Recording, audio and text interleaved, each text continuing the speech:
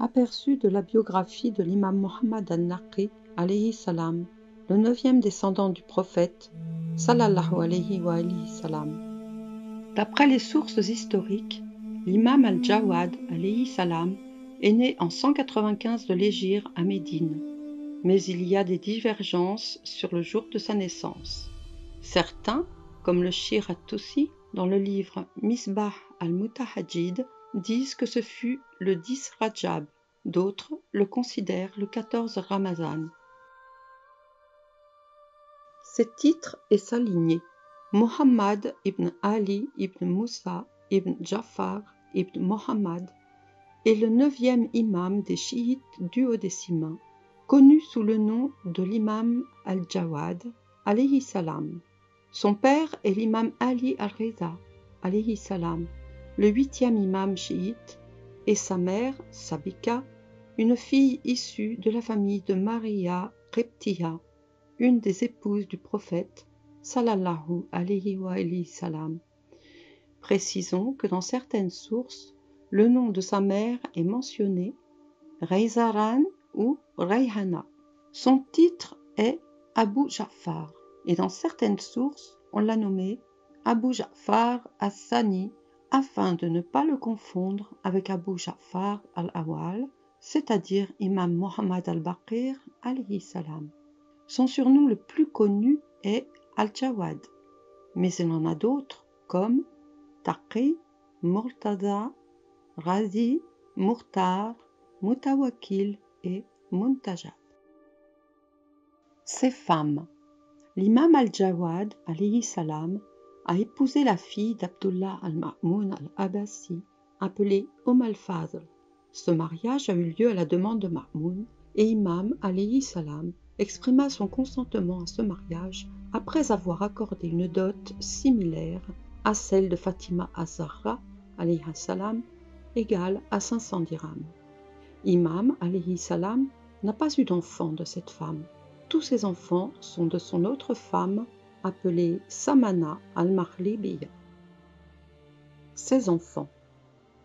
Selon Shir al-Mufid, l'imam al-Jawad, alayhi salam, a eu 4 enfants appelés Ali, imam al-Hadi, alayhi salam, Moussa, Fatima, Amama.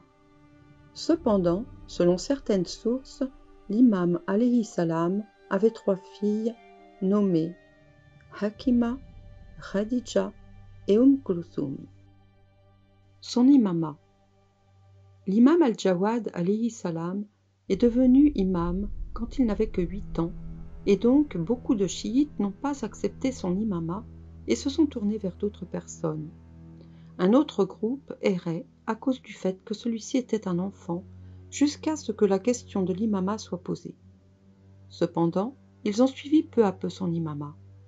Ceci est l'une des questions qui a été soulevée par certaines personnes au moment de l'imama de l'imam al-Reza, alayhi salam. Ces 2 imams, alayhim salam, leur ont donné des réponses basées sur le Coran.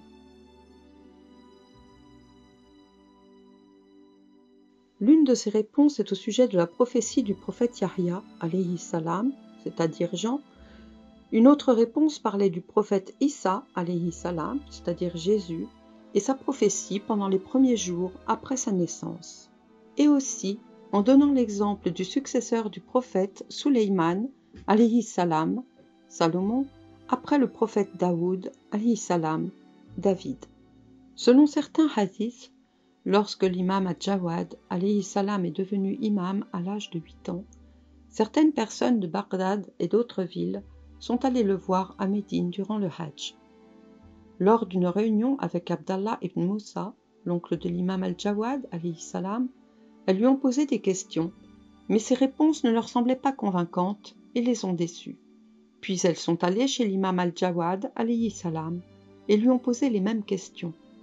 Il leur a donné des réponses convaincantes qui les rendaient heureuses. Elles ont donc loué l'imam al-Jawad, alayhi salam, et ont prié pour lui.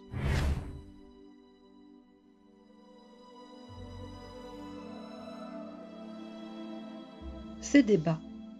Débat avec son oncle Abdullah ibn Moussa pour prouver son imama aux chiites.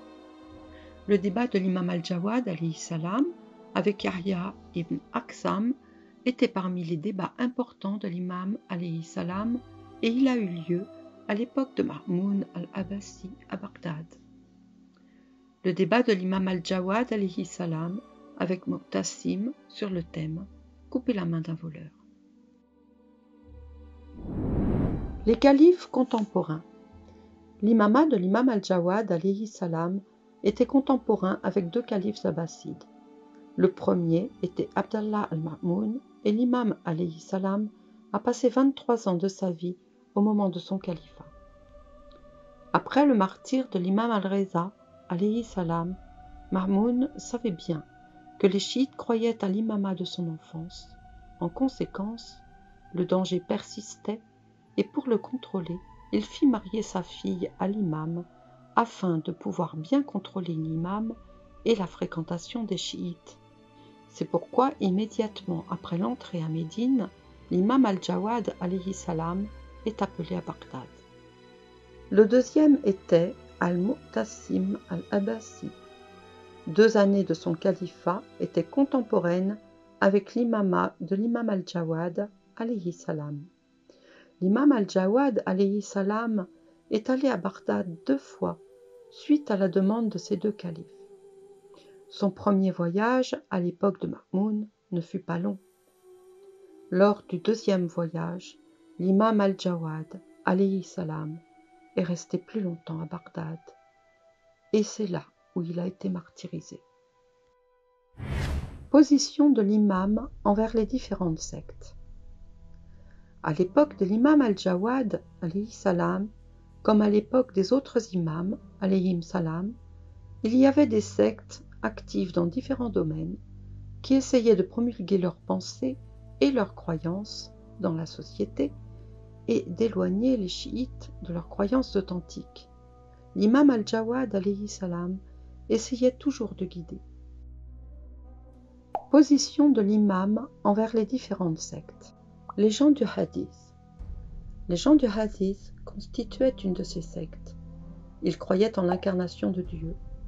Pour préserver les croyances authentiques chiites, l'imam al-Jawad alayhi salam a interdit d'avoir des relations avec eux et a ordonné que les chiites ne prient pas derrière eux. Il leur a également interdit de payer l'aumône, la zakat. Les Waqifites. Les Waqifites étaient une autre secte active, contemporaine avec l'imam al-Jawad alayhi salam. Ils se sont arrêtés sur l'imama de l'imam Moussa ibn Jafar alayhi salam et n'ont pas accepté l'imama de l'imam al-Reza alayhi salam. Lorsque l'imam al-Jawad alayhi salam a été interrogé sur le sujet de prier derrière les Waqifites, il alayhi salam a interdit aux chiites de le faire. Le zaïdisme. Le zaïdisme était un autre groupe contemporain avec l'imam al-Jawad alayhi salam qui constituait une autre ramification des chiites. L'animosité des zaïdites contre le chiisme duodécimain et leur calomnie contre les imams alayhim salam ont conduit à un positionnement rigoureux des imams alayhim salam contre eux. Par exemple, l'imam al-Jawad alayhi salam, en citant ce verset, « Ce jour-là, visage humble, absorbé, harassé » 88, 2, 3, à propos des zaïdites, les a considérés similaires aux Nasibi. Les râlis. Les râlis, qui exagèrent à propos des imams alayhim salam, jouaient un rôle essentiel à diffamer le chiisme et ils étaient détestés d'après les imams alayhim salam. Le danger de leur existence était important et considérable parce qu'ils forgeaient des hadiths sous le nom des imams alayhim salam et de cette façon ils ont dévié des partisans et des chiites. Les liens de l'imam alayhi salam avec les chiites. En nommant des agents dans les différentes parties du monde musulman, l'imam al-Jawad alayhi salam a été en lien avec les chiites. L'une des raisons pour lesquelles il n'a pas été directement en lien avec le peuple chiite, mais par l'intermédiaire des agents, était qu'il a été sous surveillance et contrôle strict du pouvoir en place. L'autre raison était qu'il voulait préparer le contexte pour l'occultation de l'imam al-Mahdi, alayhi salam.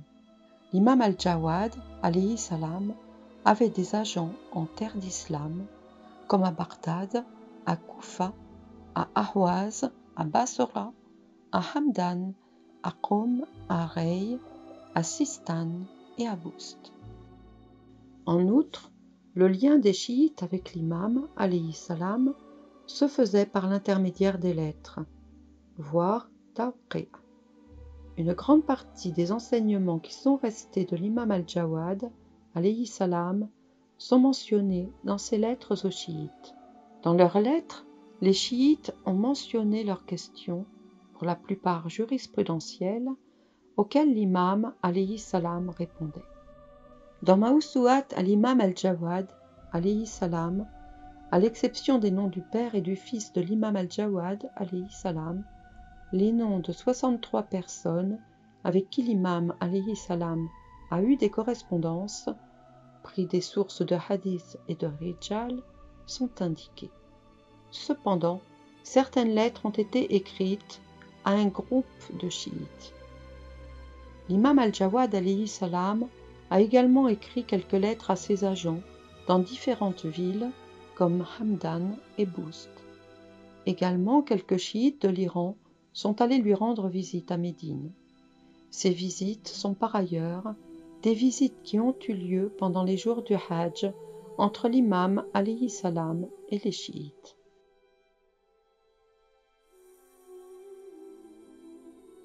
Question de sa mort en martyr. À propos de la cause de sa mort, on dit que Ibn Abi Daoud, le juge de Bagdad, a calomnié l'imam alayhi salam suite à l'acceptation de l'avis de l'imam alayhi salam à propos de la sanction concernant la main d'un voleur, puisque suite à cela, Ibn Abi Daoud et bien d'autres juristes et courtisans ont été discrédités. Après avoir été influencé par les paroles de ce juge, le calife a décidé de tuer l'imam, alayhi salam, alors qu'il, alayhi salam, n'avait que 25 ans. Mu'tasim a fait exécuter sa décision par l'un de ses ministres. Il a d'abord empoisonné l'imam, alayhi salam, et l'a tué ensuite. Cependant, certains croient que l'imam, alayhi salam, a été empoisonné par al-Fadl, la fille de Ma'moun. Mas'udi a dit « Mu'tasim et Ja'far ibn Ma'moun, le frère de al-Fadl, l'épouse de l'imam al-Jawad, alayhi salam, ont toujours pensé à tuer l'imam, alayhi salam. Puisque l'imam, alayhi salam, n'a pas eu d'enfant al-Fadl, et son fils Ali, alayhi salam, était de son autre épouse. Ja'far a induit sa sœur à empoisonner l'imam, alayhi salam. De cette façon, ils ont empoisonné les raisins que l'imam, alayhi salam, a mangés. Mas'udi continue en disant que par la suite, al-Fadl a regretté son acte et a beaucoup pleuré.